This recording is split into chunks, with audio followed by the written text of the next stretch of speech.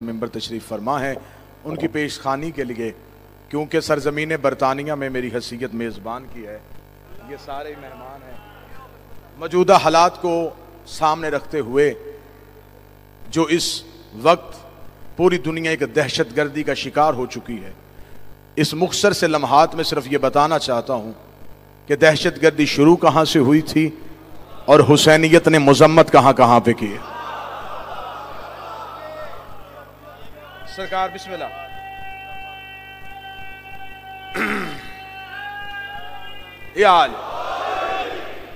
ये जो कहते हैं कि दहशत गर्द का कोई मजहब नहीं होता, मुझे इस चीज से इख्तलाफ है।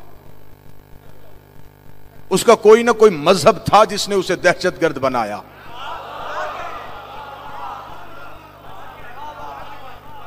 सरकार, इंतहाई गैर जिम्मेदाराना यह बयान है जो टीवी स्क्रीन पे आके दे दिया जाता है कि यह दहशत गर्द का कोई मजहब नहीं होता।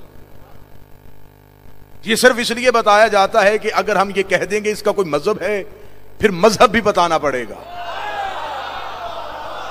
जवान जो बैठे हो, ये मेरे साथ बोलना, मैं आपके आज की बात करने लगा हूं जो आपके कल के काम आएगी। किराए के कातिल भेज के कत्ल करवाना हिंदा के बेटों की पुरानी आदत।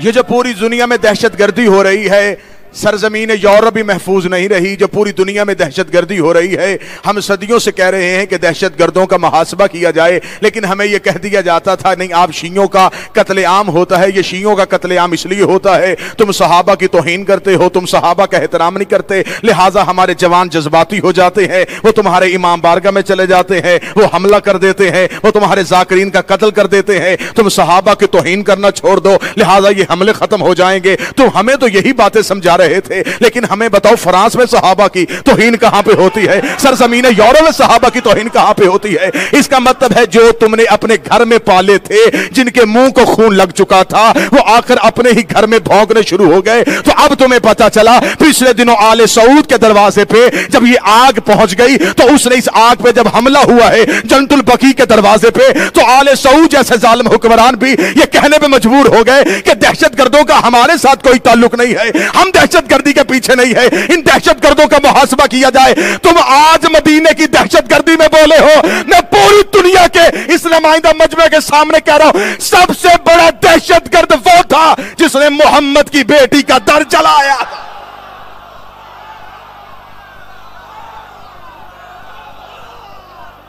जी, जो जवान बोल सकता है वो बोले मेरे साथ। बिस्मिल्लाह सरकार।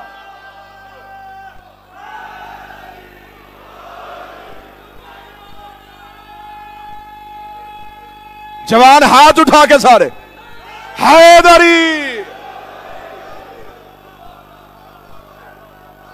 ये मजल से नहीं सरकार, ये कौमी कन्वेंशन होते हैं। इतना खर्च अखराजात करके पूरी यूरोप के अज़ादार इकट्ठे हों, इंटरनेट के जरिए से पूरी दुनिया को यह मजलिस दिखाई जा रही है।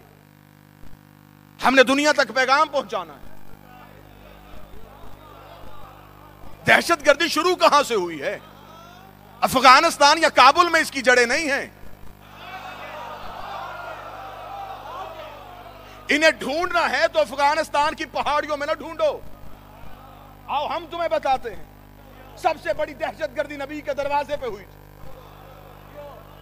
अगर उस वक्त उस दहशतगर्द को पकड़ लिया जाता,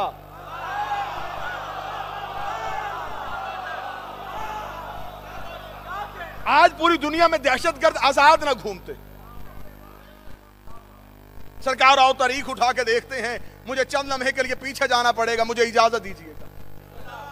सरजमीन इस कायनात में, इस धरती पे किबला तशरीफ फरमाए। किबला बाबा मुश्ताक शाह जी, अल्लाह की कायनात पे, जमीन पे जो पहला कत्ल हुआ था, वो कत्ल नबी के बेटे का हुआ था, और कातिल भी नबी का बेटा था। काबील ने हबील का कत्ल कर दिया। खुदा ने गिलानी साहब कुरान में पूरा किस्सा लिख दिया, पूरी कहानी लिख दी। और खुदा चाहता तो नबी के बेटे का कत्ल किसी और हाथ से भी करवा सकता था, या खुदा कुरान में शजरा भी छुपा सकता था। खुदा ने कुरान में शजरा नहीं छुपाया। खुदा ने कहा पहला हादी आदम आया है, एक बेटा मकतूल है और एक कातिल है। खुदा ने पूरी कहानी लिख के, पूरा किस्सा लिख के कुरान हर घर में है, जब भी कोई कारी पढ़ेगा वो हबील का नाम आएगा तो इस्म को चूमेगा, कबील का नाम आएगा तो लानत करेगा। मेरे अल्लाह, तूने कुरान में लानती का जिक्र क्यों कर दिया है? तूने कुरान में कातल का जिक्र क्यों कर दिया है? खुदा ने कहा हादी भी पहला है, हदायत भी पहली है। मैं दुनिया को बताना चाहता हूं, कातल नबी का बेटा भी हो, लानत वाजिब होती है, चाहे वो हुज्जत का बेटा हो। उसको नबी का बेटा होना काम नहीं आया। खुदा ने कुरान में लानती कहकर दुनिया को बता दिया, बेशक नबी का बेटा हो। जो कातल था वो आदम का दोस्त नहीं था,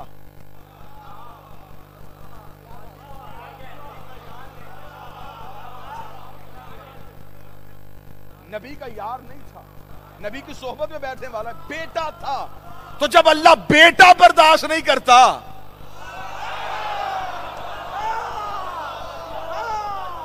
बिस्मिल्लाह की बुला, तो फिर सबसे पहला इल्जाम तो अल्लाह पे दो कि मेरे अल्लाह उसने कत्ल किया है, तू छोड़ दे, फिर क़यामत वाले दिन देख लेना। लेकिन किबला तशरीफ फरमाए, कुरान ने जब कहानी लिखी, जब कबील कत्ल कर चुका हबील को, तो कातल की दूसरी आदत ये होती है, ये कत्ल के बाद मुकर जाता है। सबसे पहला आगाज ही पहले कातल ने किया, कत्ल करने के बाद मुकर गया।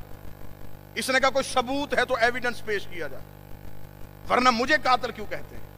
अब पहली गवाही मजलूमियत पे किसने दी? खुदा कहता है कि मैंने जमीन को हुक्म दिया कि हबील के खून को उगल दे। जमीन ने खून उगल दिया। खुदा ने उस दिन के बाद जमीन पे हराम कर दिया, आज के बाद तूने खून नहीं चूसना। हर चीज को जमीन चूस लेगी, लेकिन खून जम जाएगा, जमीन चूसेगी नहीं। किबला आगा साहब तशरीफ फरमाए, अल्लाह ने हुक्म दिया था जमीन को कि ये नाहक खून है, तूने अपने दामन में नहीं लेना, तू अगेल दे। जमीन ने खून को उगल दिया, लहू का उगलना था, कातल के माथे पे पसीना आ गया। कातल ये समझता मैं कत्ल कर चुका था, कत्ल छुप जाएगा। जमीन ने खून उगला, जमीन ने खून उगला, इधर खून के छूंटे जमीन के दामन पे आए, या कातल के माथे पे पसीना आ गया। उस दिन से मुझे समझ आ गई, अगर कातल के चेहरे पे पसीना देखना हो, कातल को कातल के घर पे मारना हो, उसके सामने लहू के छींटे आ जाए, कातल को कत्ल याद आ जाता है। हम पूरी मजल से अपने इमाम बारगाहों में करते हैं, कातल के चेहरे पे पसीना नहीं आता जब मेरा मातमी जंजीर लेके मातमी हल्के में जाता है। कातल चाहे अपनों में हो या बेगानों में हो,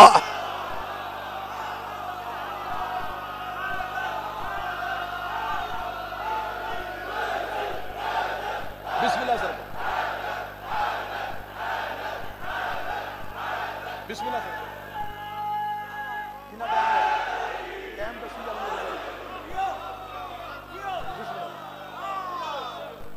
कातल चाहे अपनों में हो या बेगानों में हो, खून देखते ही उसे कत्ल याद आ जाता। आज अपने हो के बंदे कहते हैं जरूरत क्या है जंजीर की।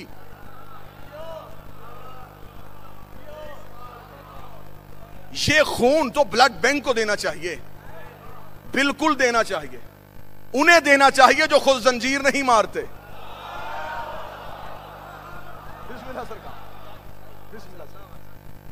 ये खून उन्हें देना चाहिए जो खुद जंजीर जनी को कायद। हर शिया ज़ियारत पढ़ता है, ज़ियारत उसके घर में, ज़ियारत पढ़ते हुए हर शिया ये कहता है, लैतनी कुन्तु मअकुम फौजन फौजन अज़ीमा, काश मैं करबला में होता। ये हसरत है हर शिया की जो ज़ियारत में पढ़ता है। वो शिया ही नहीं जो ज़ियारत हुसैन का मुनकर, ज़ियारत हुसैन के मुनकर हो गए, शिया से निकल जाओगे। शिया हो तो फिर अकीदे पे कायम रहना पड़ेगा, अकीदा है तो फिर ज़ियारत पढ़नी पड़ेगी, ज़ियारत है तो जुमला पढ़ना पड़ेगा। लैतनी कुन्तु मअकुम फौजन अज़ीमा, काश मैं करबला में होता, हुसैन में तेरे साथ शहीद हो जाता, काश मैं करबला में होता। आज जो मौलवी अपना होकर जंजीर का मुनकर है, उसके सर पे कुरान दे, हाथ में अब्बास का अलम दे। अगर तू करबला में होता तो नमाज पढ़ के वापस आ जाता, सजदा करके वापस आ जाता। फिर तू क्या करता? मैं हुसैन पे अपना लहू देता, मैं हुसैन पे अपना जिस्म देता। फिर पता चल गया ज़ियारत दावा है, जंजीर दलील है। ज़ियारत दावा है। सरकार आप बिस्मिल्लाह सर मुर्शद।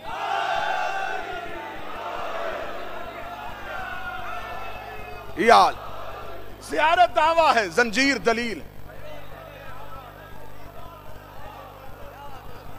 सबसे पहली दहशतगर्दी नबी के घर में हुई थी और कातिल भी नबी के शजरे से था। अल्लाह ने कुरान में माफ नहीं किया। एक एक नबी का किस्सा कहानी पढ़ूं, वक्त ज्यादा हो जाएगा। इस्लाम में पहली दहशतगर्दी नबी के दरवाजे पे हुई। दहशतगर्दों ने इस्लाम का लिबादा ओढ़ा हुआ था और तरीक के मुअर्रख में इतना दम नहीं था कि वो दामन को चाक करता। तारीख के औराक में वो दहशतगर्द छुप गया। दूसरी दहशतगर्दी फिर नबी के दरवाजे पे। मैं मुसाहिब नहीं, लेकिन मैं कौम तक एक पैगाम पहुंचाना चाहता हूं। एक जनाजे की बेहुरमती हुई, वो भी दहशतगर्दी थी, वो भी नबी के दरवाजे पे हुई। लेकिन इस वक्त फिर दहशतगर्दी इसलिए नहीं पकड़ा गया कि दहशतगर्द फिर इस्लाम के लिबादे में आया था। दहशतगर्द पे इस्लाम का लिबादा था और इसलिए यह कह दिया गया, नहीं जी, दरूद सारे हजरात मिलकर बुलंद आवाज से पढ़िए।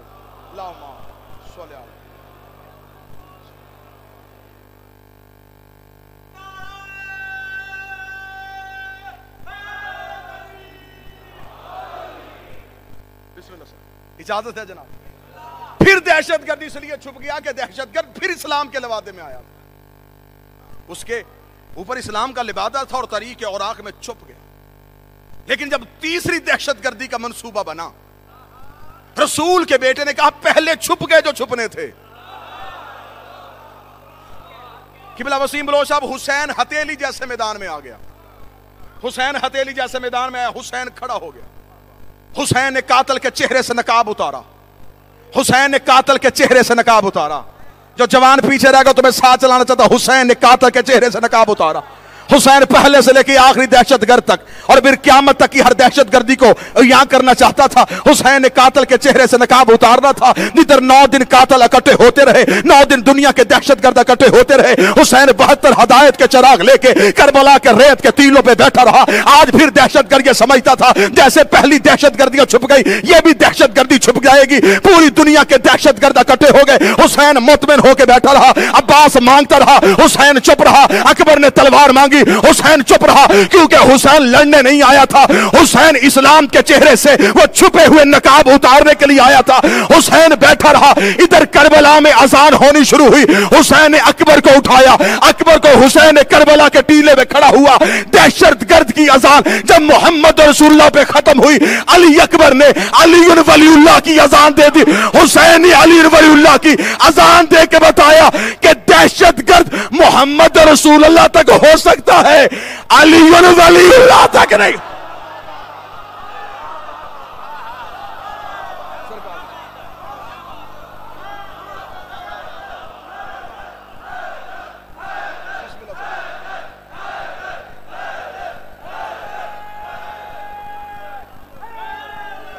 यार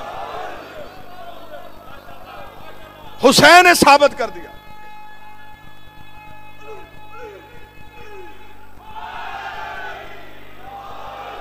हुसैन ने साबित किया कि दहशतगर्द का ताल्लुक अली वलीउल्लाह से नहीं हो सकता।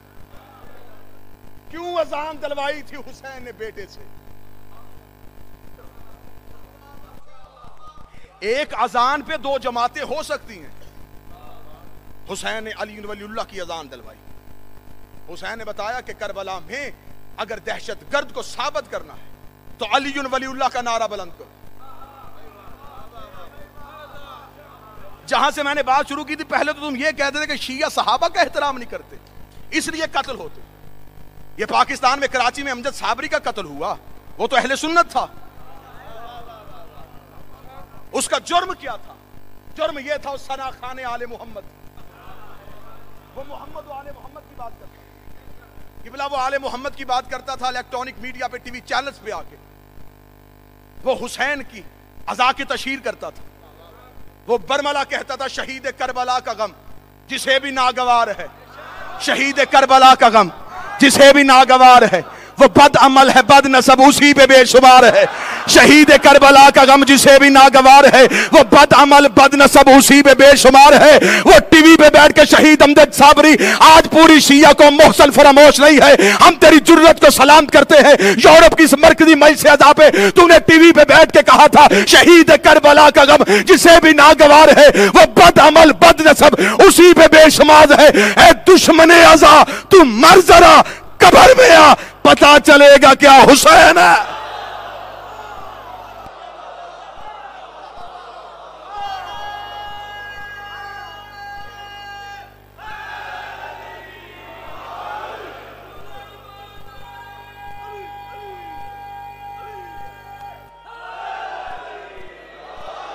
आज ये कौम इकट्ठी हुई है तो सिर्फ अपनी कौम के शोहदा को खराज पेश करने।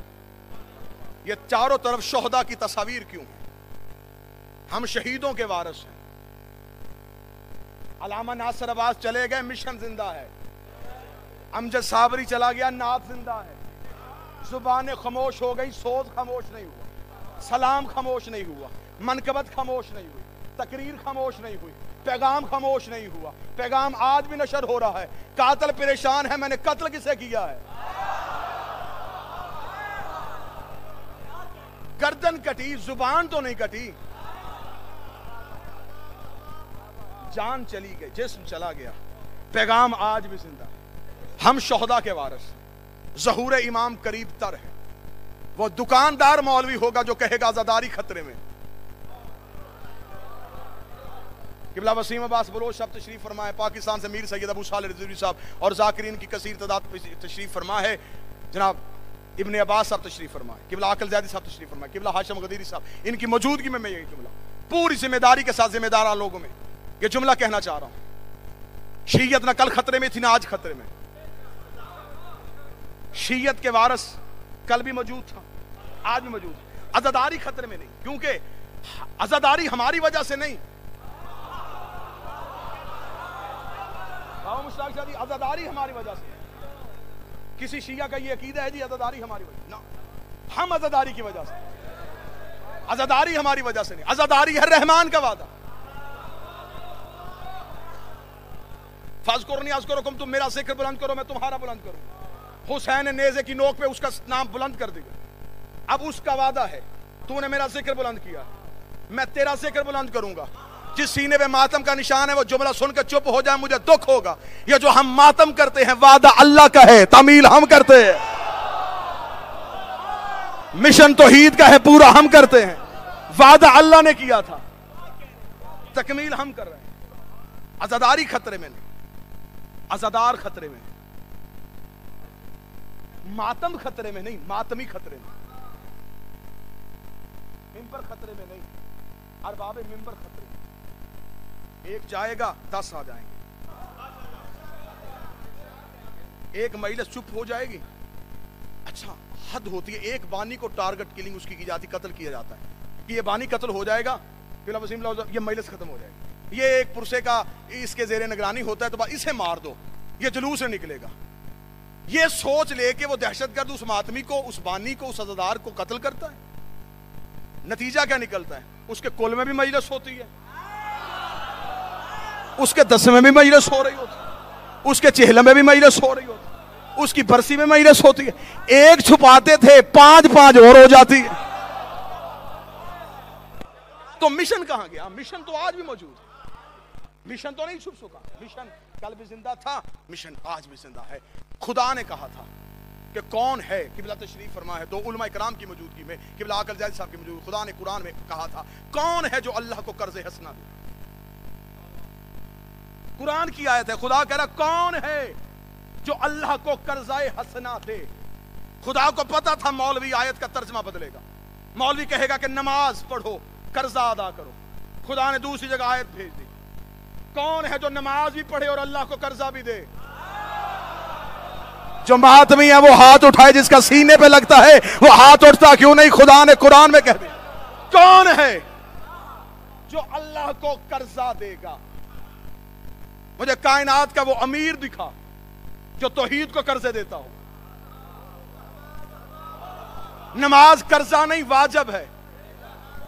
आप वापटा का बिल अदा करें तो वापटा की तरफ से शुक्रिया का खत नहीं आता। आप पे वाजिब था, आपने अदा कर दिया। नमाज वाजिब है, अदा करो, कोई शुक्रिया नहीं। रोजा वाजिब है, अदा करो।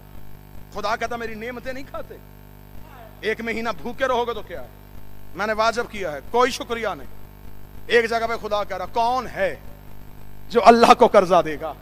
कौन है जो तौहीद को मकरूज करेगा? मुझे इज्जत अब्बास की कसम, मुझे चादर ज़हरा की कसम, मुझे सजदाए हुसैन की कसम, इतनी बड़ी कसमें खा के मिंबर पे कह रहा हूं। मेरे छठे इमाम से के बंदे ने पूछा, मेरे मौला ये नमाज पढ़े तो कर्जा अदा होता है, रोजा रखे तो कर्जा अदा होता है, हज करें तो कर्जा अदा होता है। फरमाया ये अमाल है, वाजिब है, इस पर शुक्रिया कोई नहीं। मौला फिर कर्जा कैसे अदा होगा? फरमाया जिसने मेरे दादा हुसैन की अज़ादारी पे एक दिरहम भी खर्च किया, उसने अल्लाह को मकरूज कर लिया। तौहीद को मकरूज वो इंसान करता है जो हुसैन की अज़ादारी पे एक दिरहम भी खर्च। लुटाओ हुसैन के नाम पे, ये अल्लाह को कर्जा है। और जब किसी अमीर को कर्जा दो, फिर वो अपनी हसीयत के मुताबिक वापस करता। इतनी बड़ी खूबसूरत बज़म सजाई जाती है ये यूरोप की मरकजी, पूरे यूरोप से, पाकिस्तान से चुने हुए अज़ादार इस दियार गैर में सैयदा का जिक्र बयां करने के लिए, जिक्र सुनने के लिए, मातम हुसैन के लिए, इस अज़ादारी के लिए आते हैं। तो मैं यहाँ मेज़बान हूँ, बानी की हैसियत से आगा ऑर्गेनाइजेशन की तरफ से एक पैगाम है, जो भी हुसैन की अज़ादारी को सुनने के लिए आए और जो चाहता है, जिसने मासूम की इस रवायत को सुना है, आगा ऑर्गेनाइजेशन की का तावन करते हुए, इनके दस्तो बाजू बनते हुए, इनकी ताकत और कुव्वत में मजीद इजाफा करते हुए, ताकि ये आज़ादारी हमेशा इसी तरह मजीद रौनक से, मजीद रोशनी के साथ ऐसे ही कायम रहे। जल्दी जल्दी से आगा ऑर्गेनाइजेशन के अरकान आपके दरमियान पहुंचेंगे, जितना हो सके, बल्कि जैसे भी हो सके, अपनी हसीयत के मुताबिक, हसीयत से बढ़ के इमाम हुसैन की अज़ादारी पे इनकी मावनत फरमाइएगा, दुरूद भी पढ़ते जाइएगा और मौला इमाम हुसैन के रस्ते में, राह में इस मिशन को आगे बढ़ाते हुए इमदाद भी फरमाते हुए। दरूद सारे साहबान मिल के बुलंद आवाज से पढ़िए। बस अज़ादारो, गरीब के घर की कहानी गरीब बन के सुनो। इतना उम्मत ने हुसैन मजलूम पे जुल्म नहीं किया जितना हुसैन की बहनों पे किया। एक सत्र मुसाहिब की पढ़ूंगा, सिर्फ इसलिए जो शाम से आई है वो तकरीर सुनने के लिए नहीं आई, वो अपनी फजीलत से बड़ी वाकिफ, वो ना आपके नारे सुनने के लिए आई है, ना हमारी तकरीरें सुनने के लिए आई। वो सुबह से बैठ गया कि कोई मेरे हुसैन को रोए। मुसाहिब की दुनिया का बड़ा बेहतरीन नाम, अल्लाह जुबान में तसीर अता फरमाए, इज्जत जान माल की हिफाजत फरमाए। मेरे भाई वसीम बलोच, इन्होंने जो जुमला बयान किया उसी को आगे बढ़ाऊंगा। शिया कौम मर जाए, इस गम को नहीं भुला सकती कि ज़ैनब शाम के बाजार में खड़ी थी। जिसे बाबे के सामने चलने से शर्म आती थी, वह बाजार शाम में खड़ी थी और बाजार शाम में भाई के कातलों से पूछ रही थी, यहां से दरबार कितना दूर है। मुझे मौला हुसैन की इज्जत की कसम, मेरे भाई हैं गुलाम जाफर जतोई, उन्होंने मिंबर पे इतनी बड़ी कसम खा के कहा था, हम मुसाहिब वो नहीं पढ़ते जो किताबों में लिखा है, ये हकीकत है। अगर वो पढ़ा जाए, या पढ़ने वाला मर जाए या सुनने वाला मर जाए। शाम में आज भी ज़ायरीन ज़ियारत खुल गई है, आज भी माँ भी कैद में है, बेटी भी कैद में है। माँ की कब्र पे जाने की इजाज़त भी कोई नहीं, बेटी के दरवाजे पे भी आग लगी हुई है। मेरा अल्लाह इन मज़ारात की हिफाजत फरमाए। आ जाए इन कब्रों का हकीकी वारस और जुल्फ़कार हैदरी को निकाल के पूछे मेरी दादियों का कसूर क्या था। जितने अज़ादार मातमी बैठे हो जो शाम में बीबी के रोज़े की ज़ियारत कर चुके हो, मेरी गवाही देना, आज भी शाम में चले जाएं। क़िबला वसीम अब्बास बलोच साहब, कोई हकीकी रवायत वहाँ से बैठे हुए किसी आलम से भी पूछो कि जनाब सैयदा जब आई हैं दरबार में तो बीबी किस बाज़ार से आई है। कोई कहता है बीबी इस बाज़ार से आई है, कोई कहता नहीं बीबी मशरकी दरवाजे से आई है, कोई कहता बीबी बाजार हमीदिया से आई है, कोई कहता बाबुल शर्क से आई है।